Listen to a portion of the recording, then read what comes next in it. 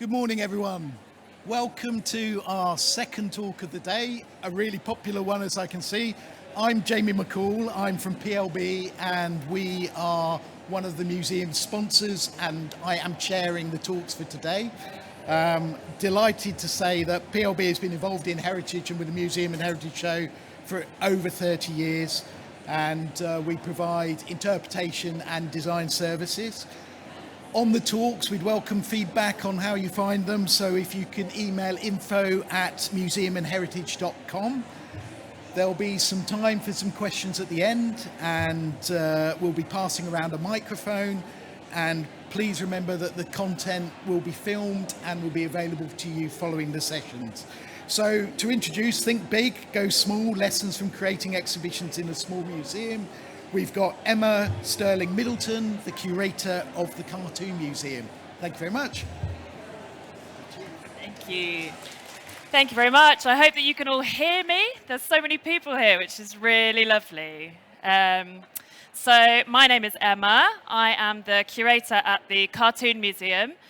We are a museum which champions cartoon and comic art in Britain. And today I'm going to be talking about thinking big, going small. And I'll be sharing lessons with you from creating exhibitions in a small museum. So I'm going to start by briefly telling you a bit about where I was before I came to the Cartoon Museum. I started making exhibitions with a consultancy and international touring exhibitions company. So we were making big blockbuster shows with big budgets and big teams. So these are some pictures from an exhibition about Genghis Khan. It was a collaboration between Inner Mongolia Museum and the National Military Museum of the Netherlands. There's a show on the right, which is called Monkey Business at National Museum Scotland. A show on the left is a collaboration with National Galleries Scotland and Nanjing Museum. And then this was what I thought at that time was a small exhibition at National Museum Scotland with a £400,000 budget, which at that time was small for me. After working there, I moved on to the Science Museum and I curated a permanent gallery called the Medicine and Bodies Gallery. And the budget for that was over £24 million. And then after that, I worked on an exhibition with the Science Museum in partnership with the Palace Museum in Beijing, which is the biggest state museum in China. And it was also a collaboration with the Hong Kong Science Museum, and that's actually opening this year at the Science Museum. So when I was working on these projects, I had big budgets between 400K up to beyond 24 million. And I was working with really big teams. Like every single part of the process had a specialist to work on it, from like conservation to installing the exhibitions, design, press, everything had a specialist. And then in January 2020, I moved to work at the Cartoon Museum. And there I am responsible for a collection of over 5,600 works of cartoon and comic art, a library of over 18,000 books and comics, and I head up our exhibitions program. So we create 6 exhibitions a year, and my budget is £12,000 for 6 exhibitions. And we have a really small team. So there's me, who's responsible for the curation. I have a colleague who does all of the marketing for the museum, who also does all of our graphic design work. And I have a colleague who heads up the commercial side of exhibitions, so on retail, merchandise, and events. And then I have, there are a few other members of our team who I pull in for their specialist skills for things like learning and workshops. But generally, there's a very small number of us working on the shows, and then I have a pool of volunteers. So I wanted to kind of reflect today on what I've learned from making those big exhibitions with big teams and how I've managed to be creative to make really engaging visitor experiences and to take all the lessons I learned from there into the small museum context. And this is a couple of examples of the exhibitions that we've done in the past year at the Cartoon Museum. One of them was about V for Vendetta, the graphic novel, and the one with the bed was about a graphic novel called Black.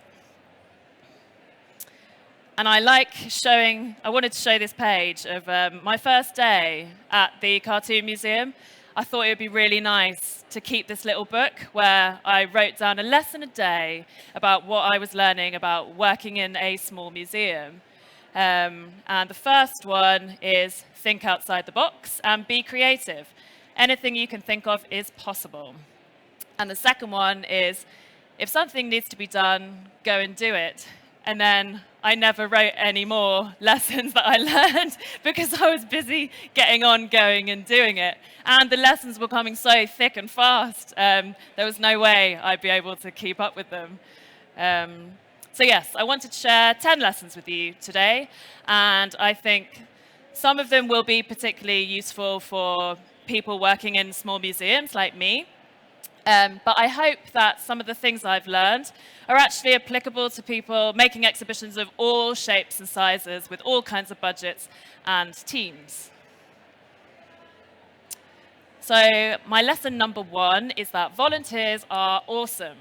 When I was working in bigger museums, I always saw volunteers as people that did kind of separate projects that were like specially for volunteers, that were very separate to the kind of like core operations of the museum and definitely separate to the work that I was doing as a curator. And when I moved to the Cartoon Museum, my boss suggested that a volunteer helped me with framing some artwork. And my response was, oh, no. Like, volunteers cannot touch artwork. Like, that's something you need training and experience and knowledge. They can't go near the artwork. And he said, well, how did you learn how to do that? And actually, somebody took the time to show me how to do it.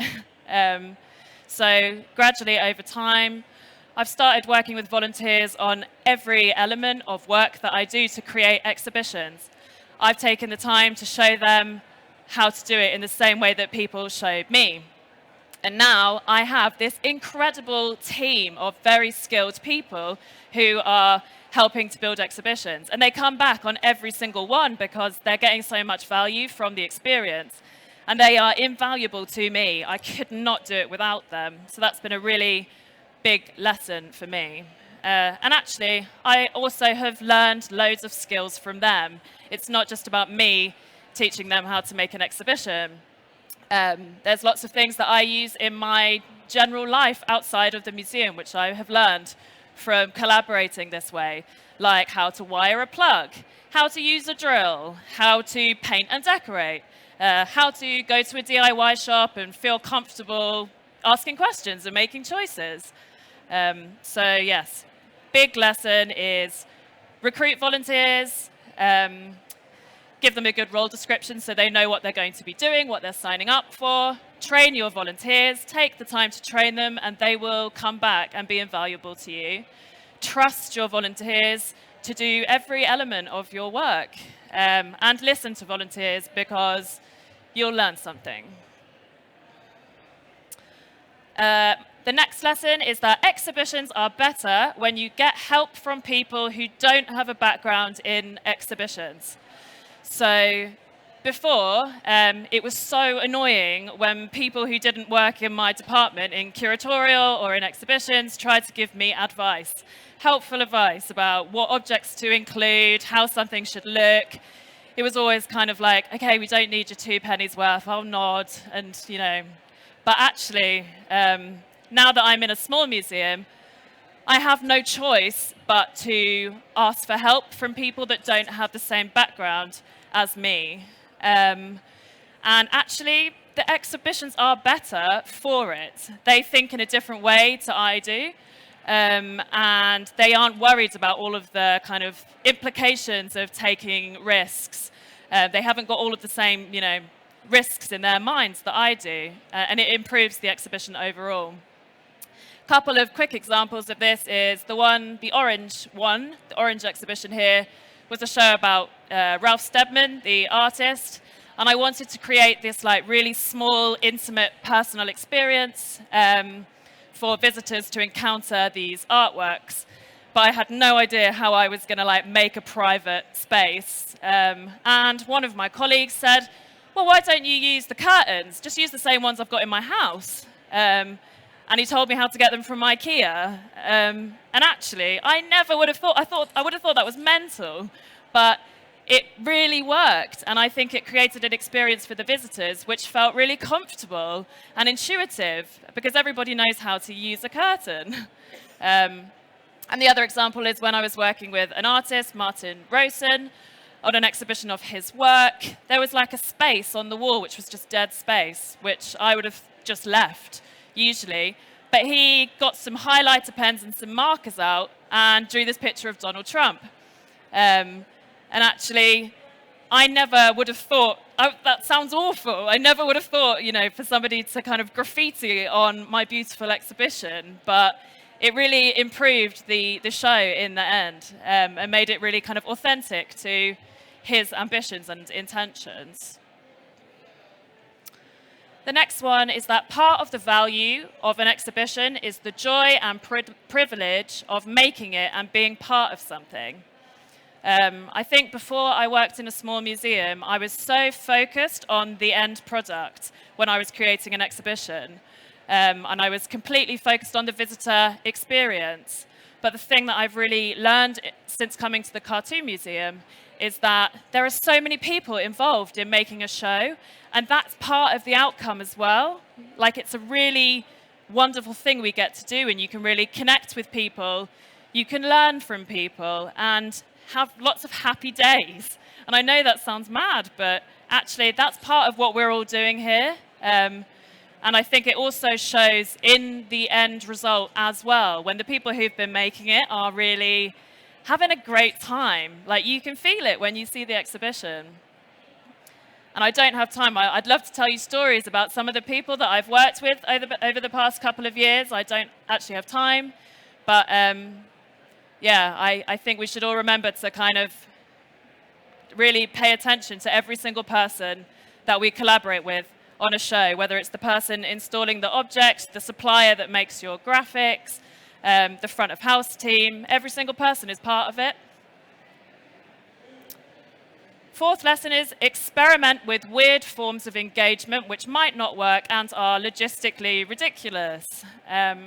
So the example I want to use is an exhibition that's open at the moment, which is called Laughter Lab.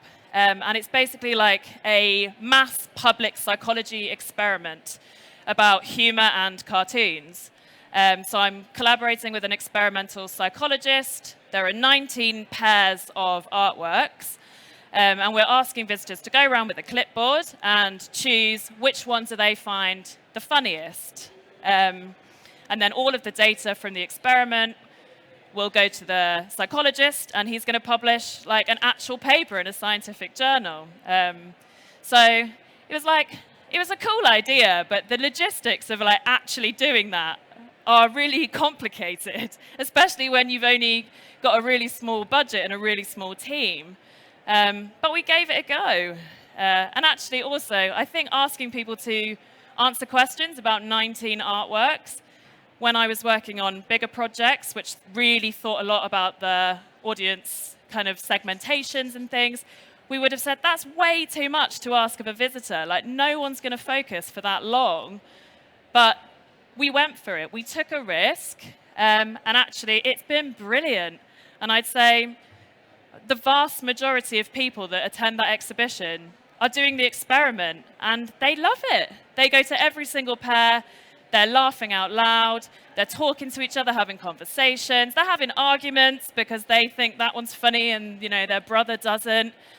And I think if we'd been really kind of risk sensitive and we'd really thought through all the logistics of doing this, of like making sure we had enough paper and ink and a constant supply and, you know, transferring all of the data. If we'd really thought it through, we would have thought it's not a great idea. So I think, yeah, definitely experiment. And actually visitors love it.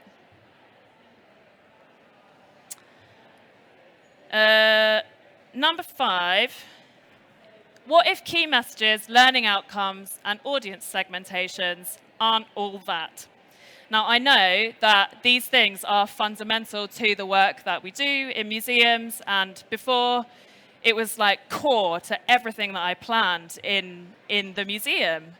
But now that I am leading exhibitions and curation at a museum, I have a bit more freedom to be looser with these things and to experiment with different ways of engaging with having key messages and learning.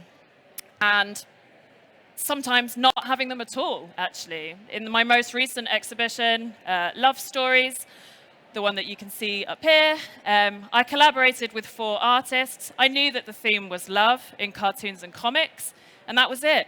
And actually, I had conversations with the artists, and the key messages kind of revealed themselves in a way that wouldn't have happened if I'd gone in with this like predetermined idea of who I was targeting, what I wanted the artist to say in order to create the exhibit that I planned.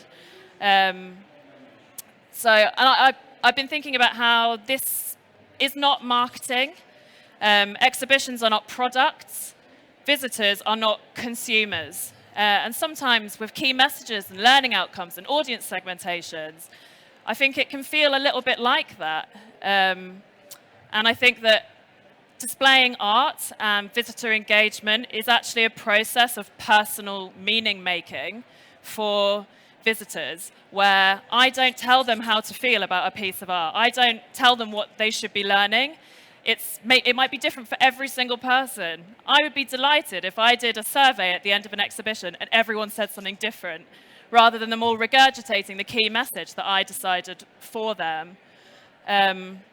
So of course, key messages are very important to having concise exhibitions, and learning is very important, but I think there is a space for experimenting with not having them sometimes and see what you make. This one, a lot of you will be like, that's mental, but change your exhibition once it's open based on how visitors use the space. So this would have been like an actual nightmare when I was working on bigger exhibitions, because you don't have money to just change things. You don't have time to install things again. All of the contractors have finished apart from minor snagging. But working in a small museum, we have the freedom to make changes once we've observed how visitors are using the exhibition. So this is a small example of adding a timer onto this kind of big projected introduction film because people were walking past it. Or we've kind of added signage before the survey for the experiment I mentioned. We changed the text on that survey because we're able to make decisions quickly and because our solutions aren't high budget. But I was thinking about how this could be a useful thing to apply in like bigger museum contexts. What if it was part of the planning process? Like, what if you actually planned for 1 month after something is opened to review how people are using the space? Like, yeah, which things aren't working? Which things are people missing? Which things do people find boring? And then change it. Yeah. Number 7 is that DIY design opens doors to new ideas. I found when I had big budgets and whole design teams, I found that you often would think of the same solutions when you were designing something. So like in your mind, you already knew the types of materials you were going to be using. You had the kind of an idea of the way that the space would, broadly speaking, how it would be designed, like the materials you had to use. But when you don't really have much of a budget and you don't have like professional design teams who've been making like super high quality museum exhibitions for years, you think of things that might not come to you otherwise.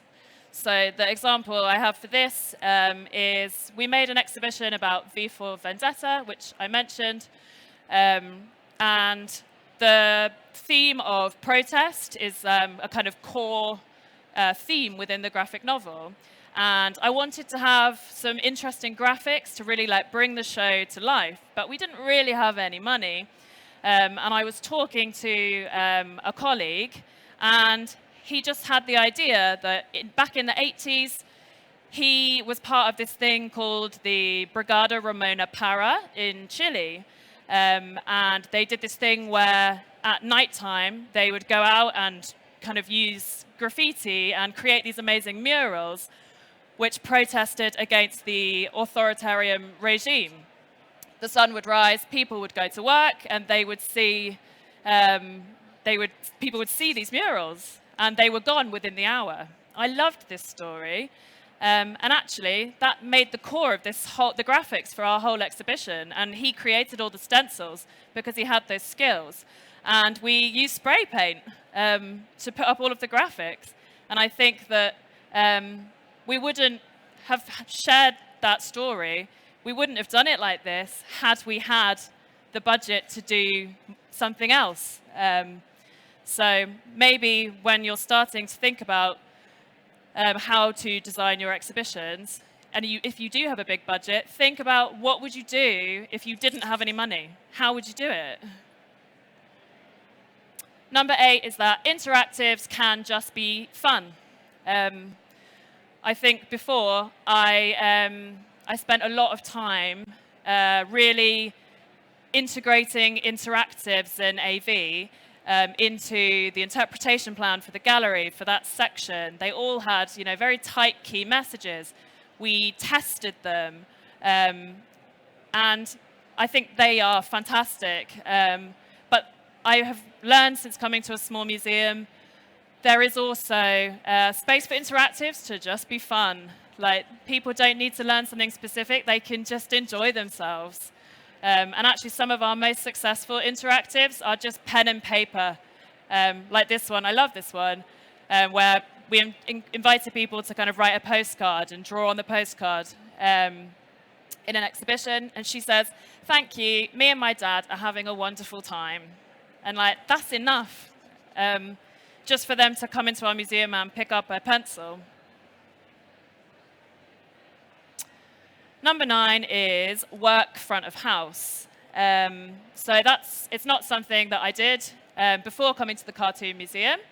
But when you're in a small team, it's all hands on deck. So working front of house is part of everybody's job. And I've learned so much about our visitors and about how they engage with our exhibitions from being part of the front of house team.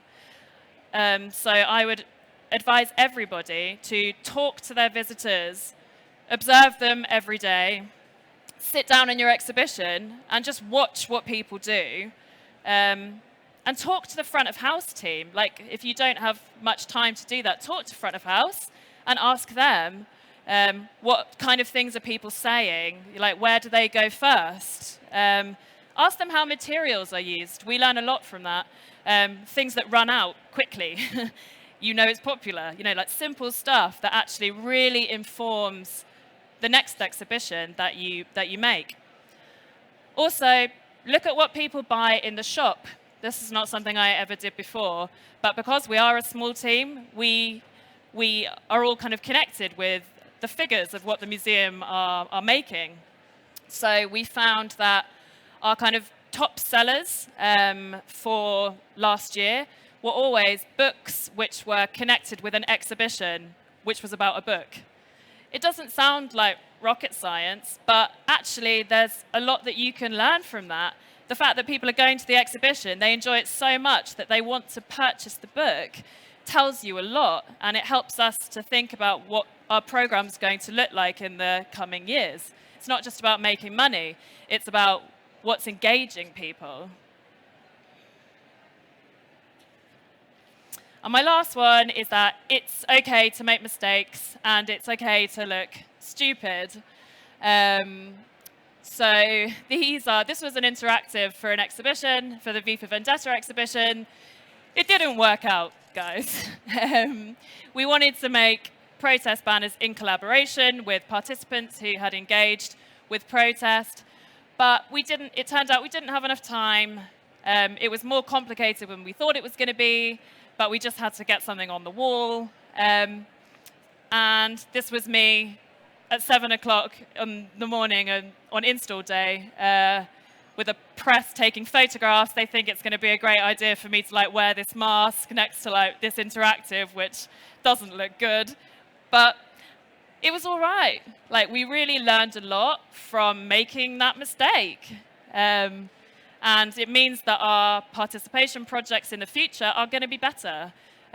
So I think that rather than being we can't do something, it's not possible, just give it a go. If it goes badly, it's not the end of the world, and you will gain things from it.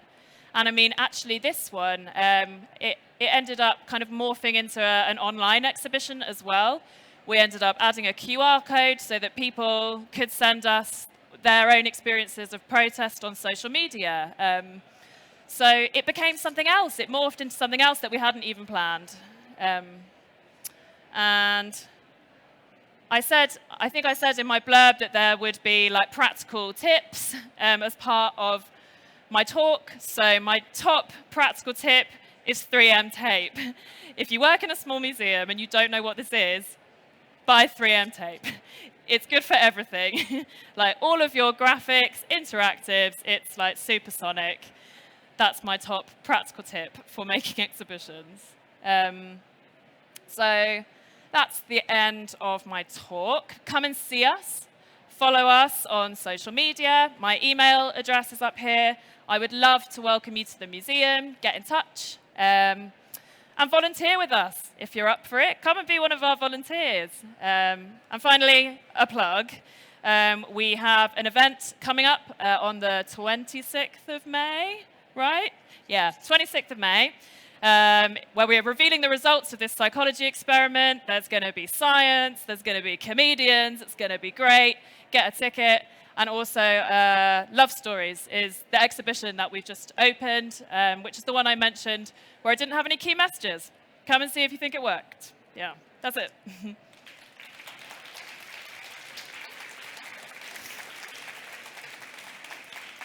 Another fabulous talk. Well done, Emma. Thank you for that. Covers so much. Has anybody got any questions they would like to ask Emma while she's here?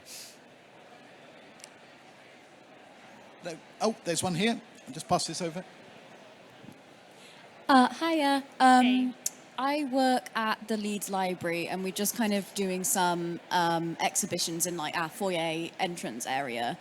And kind of like the Cartoon Museum, most of what we have is paper and books. And I think, especially because it's in the foyer in the entrance to the library, a lot of people just kind of tend to walk past it, which is a shame because we've got lots of interesting stuff. So what's your kind of top tip on getting people to interact with kind of paper-based exhibitions?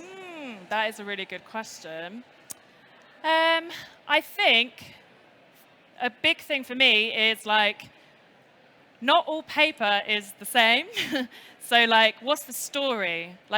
Don't choose the bit of paper, choose the story that you're telling. And then once you've got the artwork, think about what's the best, most engaging way that I can tell this particular story. Let it come from that rather than seeing the challenge, which I agree is a challenge of it all being 2D.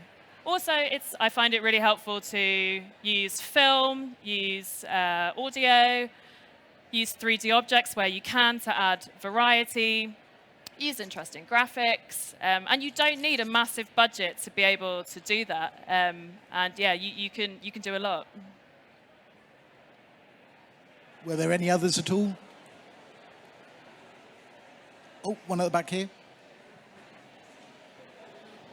Just more of a personal interest, actually. What drove you to leave that kind of large museum, big budget world to go to such a small museum? Yeah, just curious. Yeah, good question. I think on the one hand, I wanted to learn. I think when you're in a really big museum, you are like, even though you're making a big impact and doing amazing work, like you're a small cog in a very big machine. Whereas in a place like this, you do have much more freedom to experiment, to be like connected with your visitors, to take risks, to make decisions really quickly without all of the like meetings and the processes. And yeah, I think I've got a much better understanding of exhibitions from having had both ends of the spectrum. Yeah. That's great. Well, we'll draw it to a close. If we could just thank Emma once again, that's been fabulous. Thank you. Thank you for coming. Come see us at the Cartoon Museum. Thank you.